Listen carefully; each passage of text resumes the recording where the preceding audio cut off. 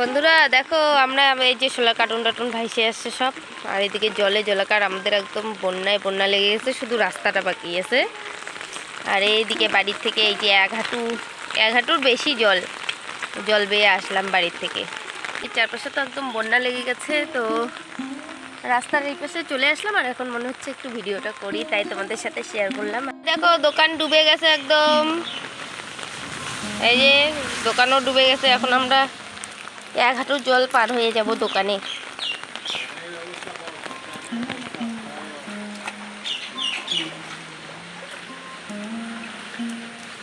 কেউ পা ধুয়ে তোমার দোকানে আসে না, তো ওর জন্য জলের ব্যবস্থা করে দিছে।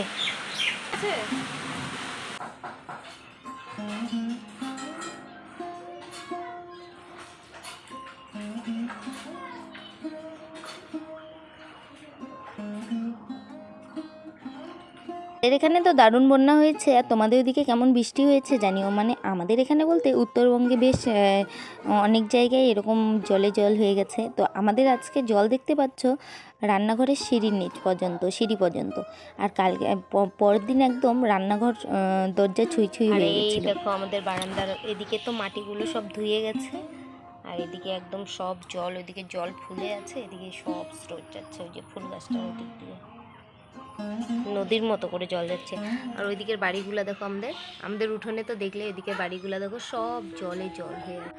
Hello guys, good morning. কেমন আছো সবাই? আশা করি সবাই ভালো আছো, সুস্থ আছো, আর আমরাও ভালো আছি। তো এখন বাজে সকাল 9টা, এখন থেকে আমি আমার ভিডিওটা স্টার্ট করলাম। আর এখনও পর্যন্ত বৃষ্টি পড়ছে, আর দুদিন ধরে তো এত জলে জল, মানে বারান্দা ছুঁই ছুঁই জল হয়ে গেছে। বারান্দা পর্যন্ত, মানে রান্নাঘর তো আমাদের প্রায় ডুবেই গেছিলো। তো প্রথম দিনে একটু কম জল ছিল, তারপরের দিন আরও জল ছিল। কালকে রাতে তো ভয়ই লাগছিল যে ঘরে না জল উঠে যায়। তো আজকে মোটামুটি জলটা কমেছে বলতে উঠোনে জল নেই, কিন্তু উঠোনে গেটের সামনে থেকে একদম রাস্তা পর্যন্ত এক হাঁটুর উপরে জল। আর এদিকের বারান্দাটা তো একদম ধুয়ে গেছে, মাটি টাটি সব ধুয়ে গেছে। পরে যাই হোক, মিমির বাবা বাজারে চলে গেল, আমিও বিস্কিট টিস্কিট খেয়ে নিলাম, আর মিমিও জলমুড়ি খাচ্ছে। আর এখন বাজে 9টা, এখন থেকে আমি আমার ব্লগটা স্টার্ট করলাম। তো চলো আজকে সারাদিন ব্লগটা দেখতে থাকো, আশা করি ভালো লাগবে। আর এই দেখো মিমি জলমুড়ি খাচ্ছে।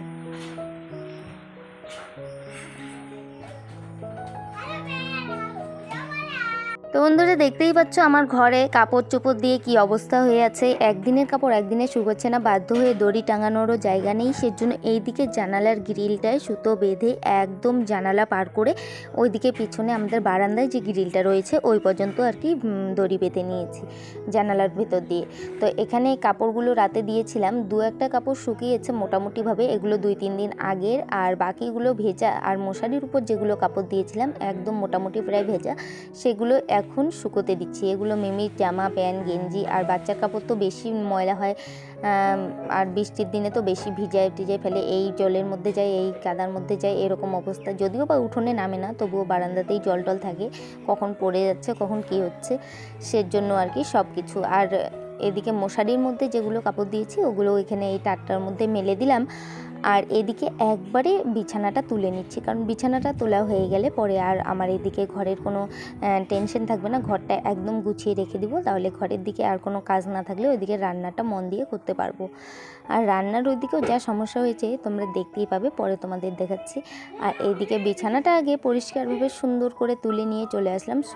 সোফার বেড কভার একটা দিয়েছি, কারণ বারান্দায় এত জল, আর ভিজে পায়ে এসে সোফায় বসলে সোফাটা ময়লা হয়ে যাবে, সেই কারণে একটা বেড কভার দিয়েছি। ময়লা হলে বেড কভারটা হবে, আর বেড কভারটা তুলে নিয়ে ধুয়েও দেওয়া যাবে। এবারে এই পাকাটা ঠান্ডার জন্য পাটি পেতে খেয়েছিলাম। এবারে টেবিলটা গুছিয়ে নিলাম, আর মুড়ির কৌটোগুলো ভিতরে রেখে দিলাম।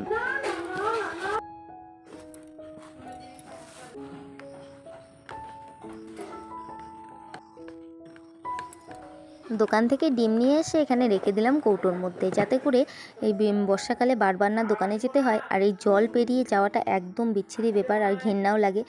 এত জল কাদার মধ্যে একদম ময়লা জল ভালো জল সব তো এক জায়গায় হয়ে গেছে, সেজন্য ডিম এনে রেখে দিলাম, যখন কোনো কিছু থাকবে না ডিম ভেজে বা ডিম পোস্ট করে খাওয়া যাবে, সেই কারণে। আর দেখো ঘরটা কত সুন্দরভাবে গুছিয়ে নিলাম, আর কাপড়গুলো রেখেও কিন্তু খুব একটা খারাপ দেখা যাচ্ছে না। তো এদিকে কারেন্টটা যাওয়া আসা করতেই আছে। আর পরে যখন আমি ঘর মুছে নিব পাখা চালিয়ে দিব, ঘরও শুকোবে, তার সাথে সাথে কাপড়গুলো যদি একটু মোটামুটিভাবে শুকোয় তো ভালোই হবে। তো এদিকে ঘর পরিষ্কার করে ঝাড় দিয়ে চলে যাচ্ছি একটু রাস্তার দিকে, আর রাস্তা থেকে চলেও এসেছি। এই দেখো আমরা দুজনেই গেছিলাম, এদিকে চলে আসছি বাড়ির সামনেটা। আর জল দেখো এখনও কতটা জল, তো জলটা কমেছে যদিও, তবুও দেখো কতটা। তোমাকে ফোন করলে দিবে না, আমাকে ব্যস্ত করে দিবে।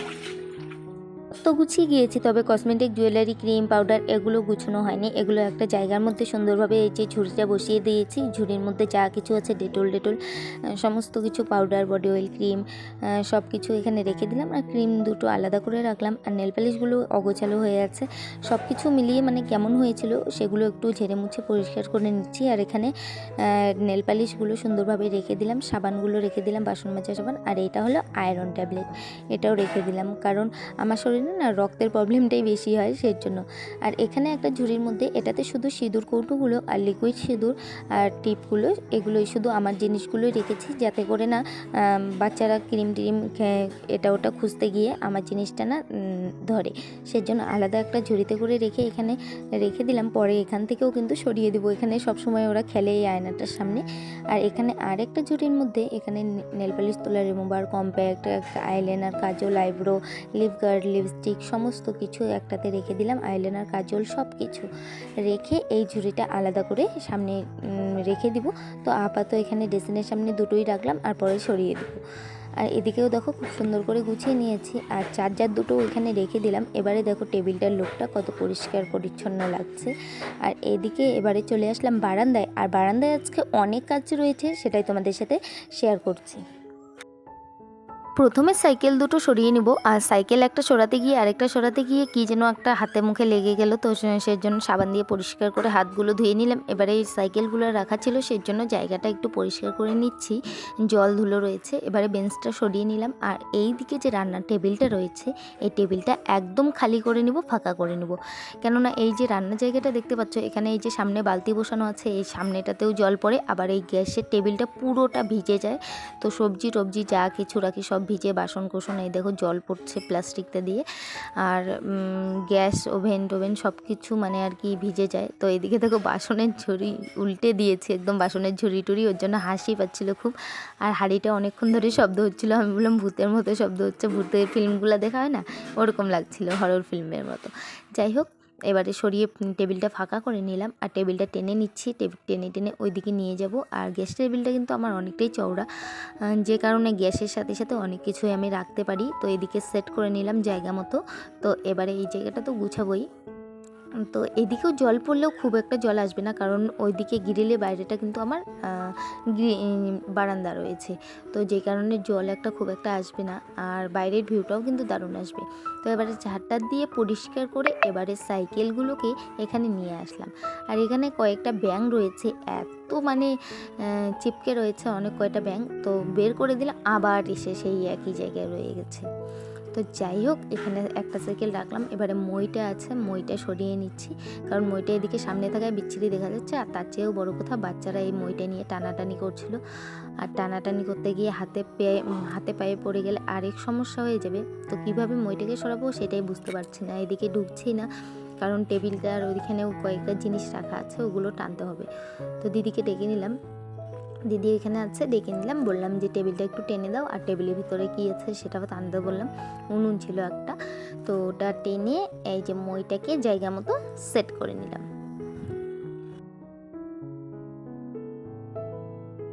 এবারে সাইকেলটাকে জায়গা মতো বসিয়ে দিলাম, এই যে মিমির বাবার সাইকেলটাকেও বসিয়ে দিলাম। তো আপাতত বেঞ্চটা খালি করে এই সাইকেলগুলো এদিকে রাখবো, যাতে করে জিনিসগুলো একটু মোটামুটিভাবে গুছোতে হবে। আর সব জিনিস তো একবারে গুছানো হবে না, দেখতেই পাচ্ছ কত আবর্জনার মতো হয়ে আছে, এগুলো গুছোতে কিন্তু অনেকটা সময় লাগবে। সেজন্য বাসনের ঝুড়ি, সবজির ঝুড়ি, মশলার ঝুড়ি, এইদিকে একটা সব কিছু এখানে তুলে দিলাম। আর এগুলো পরে মেজে ধুয়ে নিব, সেই কারণে বাসন কোসন সব জায়গা মতো অন্য কোথাও রেখে দিব, তোমাদের দেখাচ্ছি।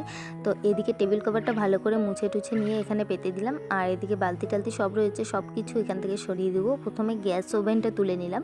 আর এদিকে এক ব্যাগ বোতল রয়েছে, বোতলগুলোও তুলে দিলাম। তো গরমের দিনে তো স্প্রাইট এটা ওটা অনেক কিছু খাওয়া হয়েছে, সেই কারণে আর কি। এবারে টেবিলের নিচটা ভালো করে ঝেড়ে নিলাম, আর টেবিলের তলাটাও একদম ঝেড়ে নিলাম। তো তো দেখো এদিকে কাঠের টুকরোগুলো রয়েছে একটা সিলিন্ডার রাখার জন্য, আর বাকিগুলো ওখানে ভিতরে রেখে দিলাম। তো এবারে যা কিছু আছে সমস্ত কিছু পরিষ্কার করে নিয়ে চলো একবার ঝাড় দিয়ে পরিষ্কার করে নিই। আর পরিষ্কার করতে করতে হাঁপিয়েও গেলাম। তো এদিকে দেখো বারান্দা পরিষ্কার করে নিয়ে গ্যাসের টেবিলটা এখন ভালোভাবে মুছে কুছে গ্যাসটায় শুদ্ধ পরিষ্কার করে নিচ্ছি। আর এবারে রান্নাও বসাতে হবে, সময়ও অনেকটা হয়ে এসছে, বেলা হয়ে যাচ্ছে। এদিকে টেবিলটা ভালো করে মুছে নিচ্ছি। আর বাইরেটা দেখো কত সুন্দর দেখা যাচ্ছে, একদম ভিউটা দারুণ লাগছে কিন্তু। তো এখানে ভাত বসিয়েও দিলাম। আর এবারে ভাত হয়ে গেলে সবজি টবজি সব করে নেবো। তার আগে এখানে বাসন কোসনগুলো এখানে টেবিলের নিচটাতেই সাজিয়ে নিচ্ছি, কেননা ঝুড়ি টুড়িগুলো একটু মেজে ঘষে পরিষ্কার করে নিব, সেই কারণে আর কি। তো এখানে কৌটো বাসন যা কিছু রয়েছে সব কিছু এখানে গুছিয়ে রেখে দিচ্ছি।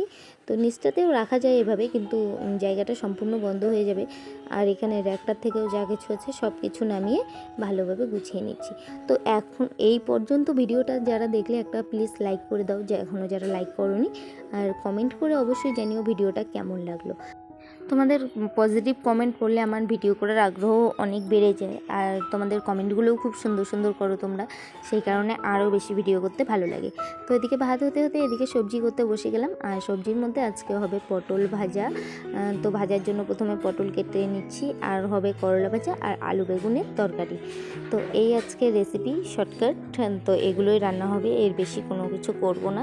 এদিকে সবজি রেডি করতে করতে ওইদিকে ভাতও প্রায় হয়ে যাচ্ছে। আর উচ্ছেগুলো এভাবে চাকা চাকা করে কেটে নিচ্ছি ভাজার জন্য। আর সব কিছু হয়ে গেলে এখানে বাছাগুলো একটা ঝুড়ির মধ্যে তুলে নিয়ে নিচ্ছি। তো এদিকে ভাত হয়ে গেছে, আর ভাতের হাঁড়িটা আমি এভাবেই একদম রেখে দিই। আর এভাবে রাখতে গিয়ে অনেকবার হাতেও ভাত পড়ে গেছিলো আমার, আর ভাতের ফ্যানটা মানে হাতে লেগে যায়। আর এদিকে হাতের মধ্যে আমার দেখো কালি, তো রান্না এগুলো পরিষ্কার করতে গিয়ে কালি লেগে গেছে কোথায় জানি না। তো দেখো এভাবে ভাতের হাঁড়িটা আমি রেখে দিয়ে এদিকে চলে আসলাম রান্নাবান্না। আর এদিকে পটল ভাজাটাও হয়ে গেছে, তাই পটল ভাজাটা নামিয়ে নিলাম। আর রান্না করতে করতে আমার যা কাণ্ড করলাম দেখো একবার। পটল ভাজাগুলো প্রথমে নামিয়ে নিচ্ছি, আর এদিকে আলু বেগুনের তরকারিটাও বসিয়ে দেব। তো আলু বেগুনের তরকারিটা প্রায় কষিয়ে নিচ্ছি ভালোভাবে। আর রান্না করতে করতে আর ইচ্ছে করছিল না দাঁড়িয়ে দাঁড়িয়ে রান্না করতে, সেজন্য কী করলাম, এখানে গ্যাসের টেবিলের উপর বসে পড়লাম আর বসে বসেই রান্না করছি। তো যাই হোক, আজকের ভিডিওটা আমি এখানেই শেষ করব। আর ভিডিওটা কন্টিনিউ করতে পারছি না বন্ধুরা। দেখা হচ্ছে নেক্সট ভিডিওতে। সবাই ভালো থেকো, সুস্থ থেকো, আর চ্যানেল